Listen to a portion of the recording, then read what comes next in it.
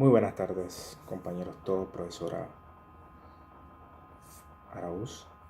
Mi nombre es César Medina, del grupo 2. Hoy voy a exponer mi punto y platicarles un poco de la NIF 20. Cómo contabilizamos las ayudas del gobierno y revelamos la información de las ayudas gubernamentales. Es una NIF bastante sensitiva. En el país, la institución que la maneja es la Contraloría General de la Nación, donde se hace énfasis en la determinación de las ayudas y la información relevante de las ayudas mediante transferencia, diversos recursos que la entidad, a cambio de pago, en donde estén las ayudas gubernamentales, se pueden asignar a un valor razonable. Ellos son los encargados de brindar este tipo de información, de velar a dónde van las ayudas del gobierno, en la cual hay diversas ayudas. Puede ser de terrenos, puede ser de intercambio de como las APP, que luego voy a platicar un poco más. Y también ayudas tributarias. Ayudas tributarias también podemos engranar, que también son ayudas del gobierno. Su alcance. Esta norma se trata sobre la contabilidad y de proporcionar información que dentro del punto de nuestra clase NIF y NIC, eso es lo que buscamos como posibles y futuros contadores, aprender de las NIF, y más que todo las NIF es para saber la información, el reflejo de las cuentas y de las ayudas, en qué se utilizó el dinero.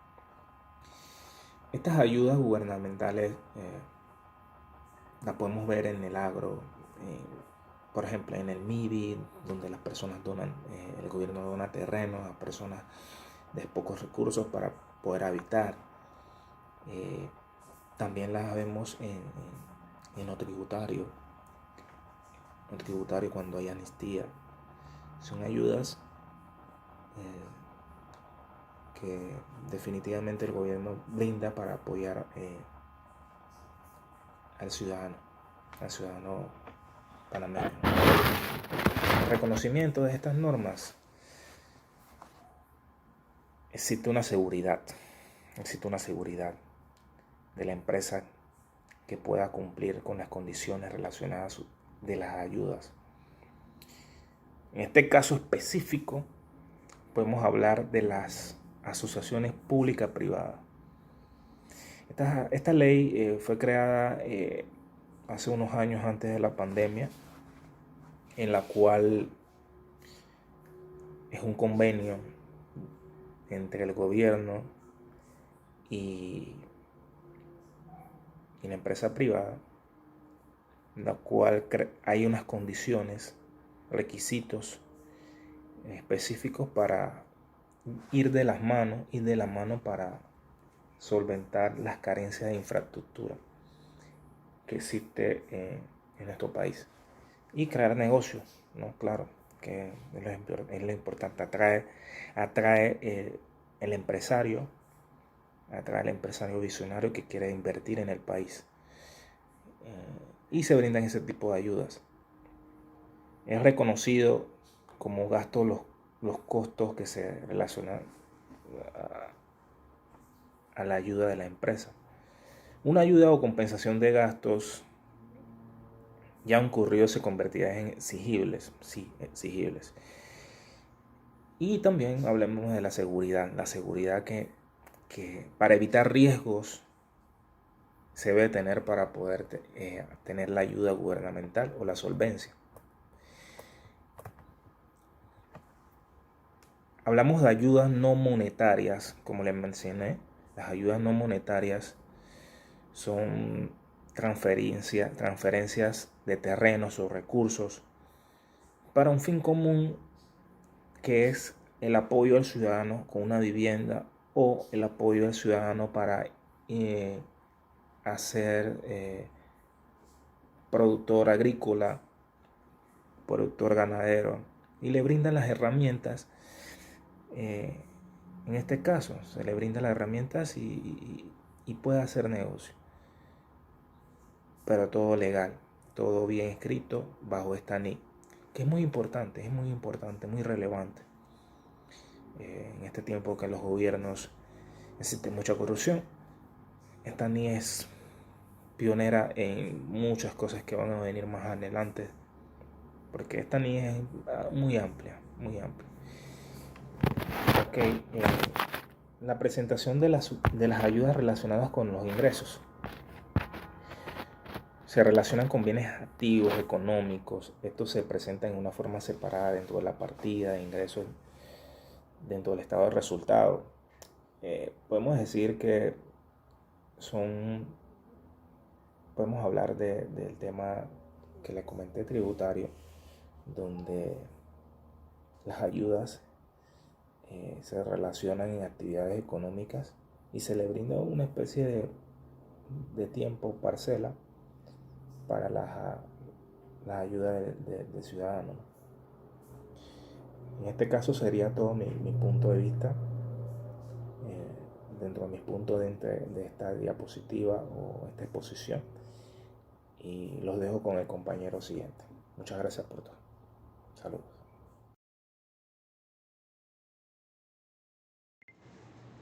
Mucho gusto, profesora, compañero.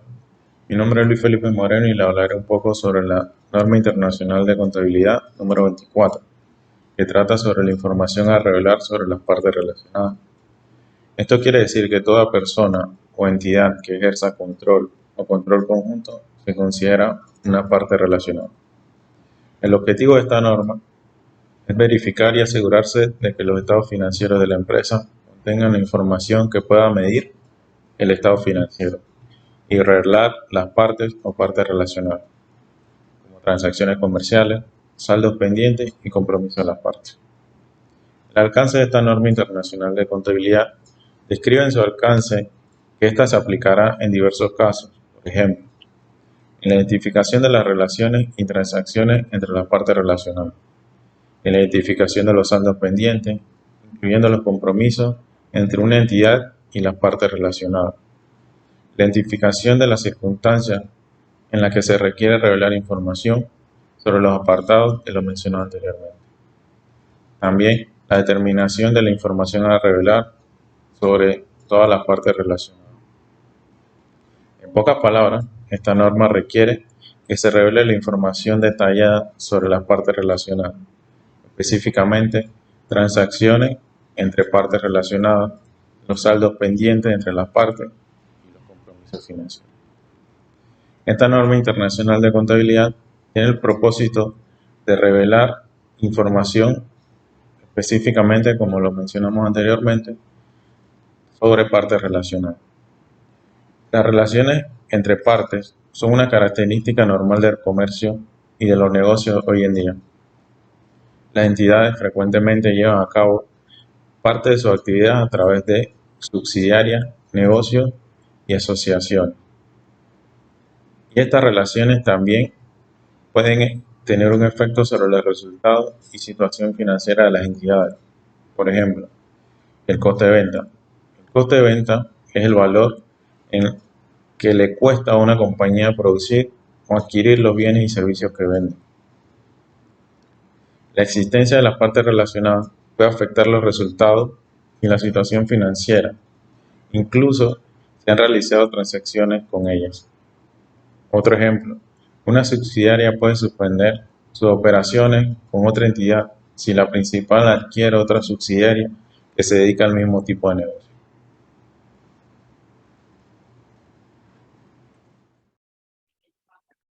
Muy buen día, profesora.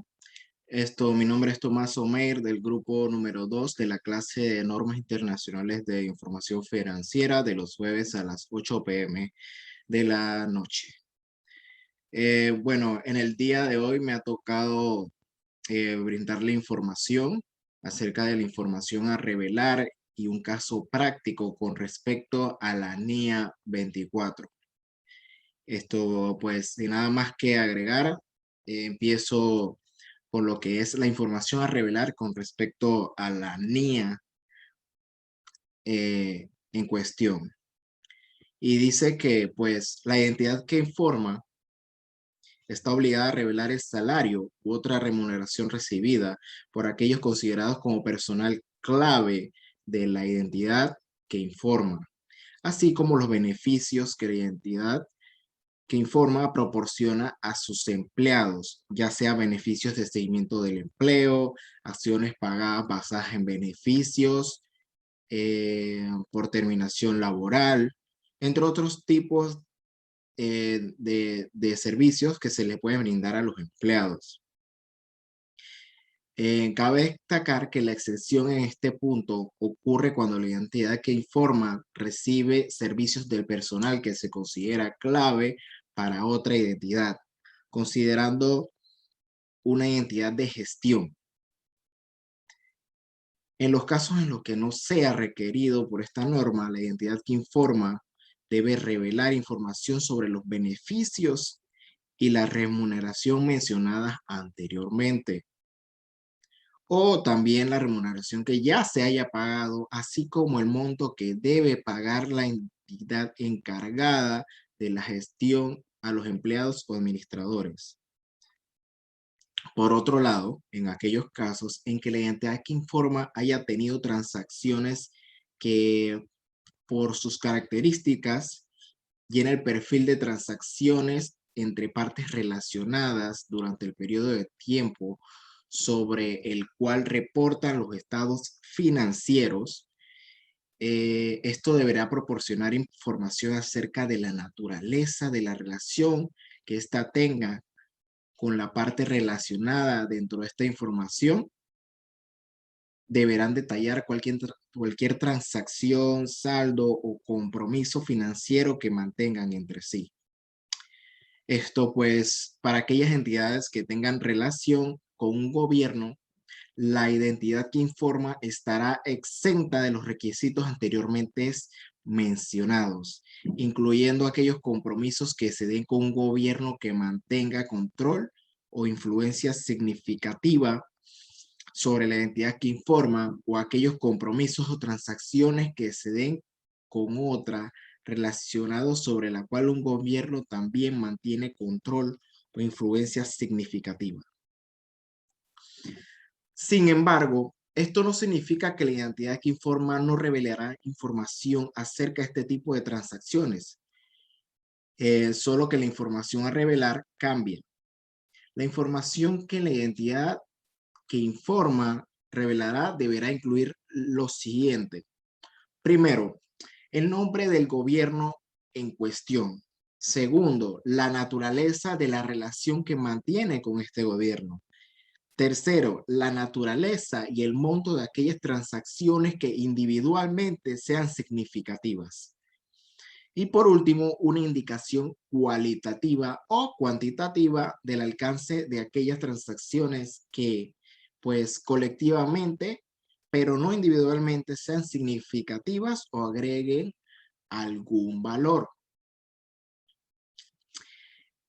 Pues eso sería todo referente a la información revelar sobre la NIA 24, perdón. Por otro lado, me gustaría exponer un caso práctico, pues, acerca de esta NIA, y me, me gustaría hablarles un poco sobre lo que es un caso muy común que se puede dar con aquellas entidades que cuenten con partes relacionadas, que pueden venderle los bienes o servicios a costo, cosa que sería prácticamente imposible si se tratara de una actividad comercial normal. Por lo tanto, para tener una mejor idea de cómo puede darse esta situación, veamos el siguiente ejemplo. Dice así: una empresa que se dedica a la venta de productos electrónicos puede contar con una subsidiaria, la cual se encarga de suplir a la Contralora de componentes necesarios para manufacturar los productos destinados a la venta que produce la controladora, lo cual presenta beneficios significativos, ya que le permite a la controladora obtener productos necesarios para su producción a un precio menor al encontrado en el mercado y en las ofertas de sus proveedores. Bien, esto es un ejemplo de la práctica relativamente común conocida como integración vertical, que viene siendo a grosso modo cuando una misma empresa que se encarga de actividades que tradicionalmente se habían delegado a terceros, entonces de esta manera se eliminan intermediarios que suponen costos extras al valor final y que encima no aportan ningún valor significativo. Bien, continuando con el ejemplo, podemos decir que esta producción de la subsidiaria puede ser vendida tanto a terceros como a partes relacionadas. Sin embargo, a la hora de evaluar los términos de este tipo de transacciones, es común encontrarnos pues con términos muy favorables para la identidad que compra los productos, ya sea mucho más bajos que los que son ofrecidos a terceros, o términos de pago que detallan plazos de tiempo muy largos o incluso indefinidos para el pago. Bien, profesora, ese sería mi aporte con respecto a la NIA 24 y gracias por su atención. Lo dejo con mis otros compañeros que le hablarán de otros temas referente a esta exposición. Muchas gracias.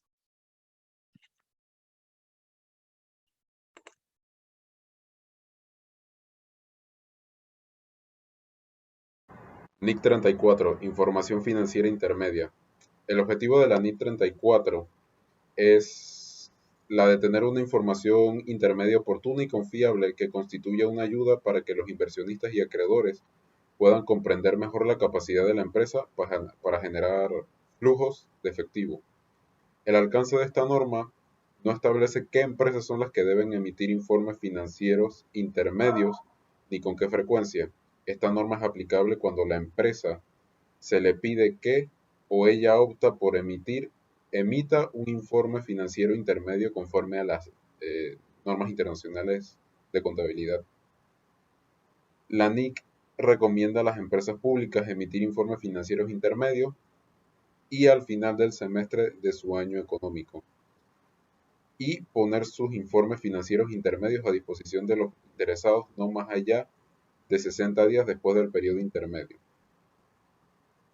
El contenido de un informe financiero intermedio debe contener un balance general resumido, un estado de ganancias y pérdidas resumido, un estado de cambios en el patrimonio, un estado de flujo de efectivo y las notas y revelaciones correspondientes a las diferentes líneas de los estados financieros, dependiendo de la naturaleza del negocio de la entidad.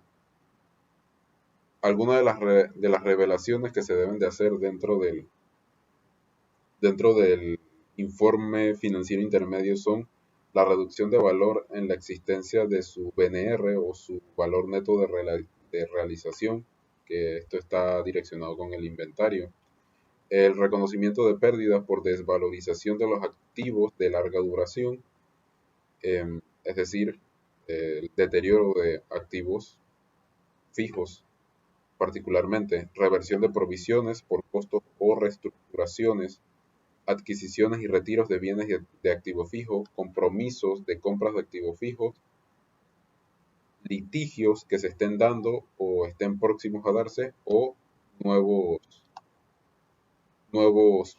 préstamos o métodos de financiamiento de la entidad. Revelaciones en los estados financieros interinos. Si la estimación de un monto reportado en un periodo intermedio cambia significativamente durante el periodo intermedio final, pero no se emite por separado un informe financiero por dicho periodo intermedio final, la naturaleza y monto del cambio en la estimación debe revelarse. Políticas iguales a las anuales. Una empresa debe usar en sus estados financieros intermedios las mismas políticas contables que aplican sus estados financieros anuales. Ingresos estacionales, cíclicos u ocasionales. Los ingresos que se perciben estacional o de manera cíclica ocasionalmente dentro del año económico no deben devengarse o diferirse a una fecha intermedia si el devengamiento o diferimiento no son apropiadas a la fecha de fin de año. Uso de estimaciones. Si bien las mediciones tanto de los informes anuales como de los intermedios están frecuentemente basados en estimaciones razonables, la preparación de informes financieros intermedios requiere por lo general hacer un mayor uso de los métodos de estimación que se utilizan en los estados financieros anuales. Gracias. Muy buenas noches, mi nombre es Noris Rodríguez y estudio la licenciatura de Contabilidad en la Universidad Interamericana. Como bien menciona mi compañero anterior, la NIC 34 también abarca todo lo relacionado a los ingresos que se perciben de forma estacional, cíclica o ocasional dentro del año económico y que estos no deben devengarse o diferirse a una fecha intermedia. Si el devengamiento o diferimiento ocurre en fechas muy alejadas. Tales ingresos de actividades ordinarias se han de reconocer solo cuando haya ocurrido efectivamente. Entre los ejemplos de situaciones, como las descritas anteriormente, pudiéramos citar los dividendos, las regalías y las subvenciones oficiales. Además de lo anterior, ocurre que ciertas entidades obtienen sistemáticamente más ingresos de actividades ordinarias en algunos periodos intermedios más que en otros, dentro del mismo periodo anual. Como sucede, por ejemplo, con los ingresos de actividades ordinarias estacionales de los vendedores al por menor. Los montos de los ingresos y gastos reportados en el periodo intermedio en curso reflejarán cualquier cambio en las estimaciones de los montos ya reportados en los periodos anteriores dentro del año económico. Los montos reportados en periodos intermedios anteriores no se ajustan retrospectivamente. En el párrafo 16 y 26 requiere, sin embargo, que la naturaleza y el monto de cualquier cambio significativo en las estimaciones sean revelados. Ingresos estacionales, cíclicos u ocasionales. Costos incurridos de una manera no uniforme a lo largo del periodo. Los costos en los que no se incurre de forma uniforme a lo largo del periodo serán objeto de anticipación o aplazamiento en los estados financieros intermediarios. Si y solo si fuera también apropiado anticipar o diferir tales tipos de costos al final del periodo anual. Ahora veamos un poco el uso de estimaciones. Los procedimientos de medición que deben seguirse en los estados financieros intermedios han de estar diseñados para asegurar que la información resultante sea fiable y que lo que se revela en ellos sea de forma apropiada. Toda la información financiera significativa que sea relevante para la comprensión de la situación financiera o la rentabilidad de la entidad. Aunque las mediciones realizadas tanto en los estados financieros anuales como en los intermedios se basan frecuentemente en estimaciones razonables. La preparación de la información financiera intermedia requerirá por lo general un uso mayor de métodos de estimación que la información anual. También en los ejemplos ilustrativos que acompañan a esta norma proporciona el uso de estimaciones en periodos intermedios. Ahora veamos un caso práctico. Asumamos que el periodo contable de la empresa andina culminará el 31 de diciembre de 2023, pero la citada entidad debe presentar alguna información al corte del 30 de junio del 2013. sus estados financieros en su información correspondiente a este periodo. Como podemos ver en el cuadro adjunto, se tendría que hacer una comparación por tiempo específico. Sería el estado de situación financiera, tendría un periodo o fecha al 30 de junio del 2013 versus la operación al 31 de diciembre del 2012. Esto es para hacer análisis de estimación entre lo que lleva la mitad del año y lo que fue el cierre del año anterior. El estado de resultado integral iría del 1 de enero del 2013 al 30 de junio del 2013 y el comparativo sería del 1 de enero del 2012 al 30 de junio del 2012.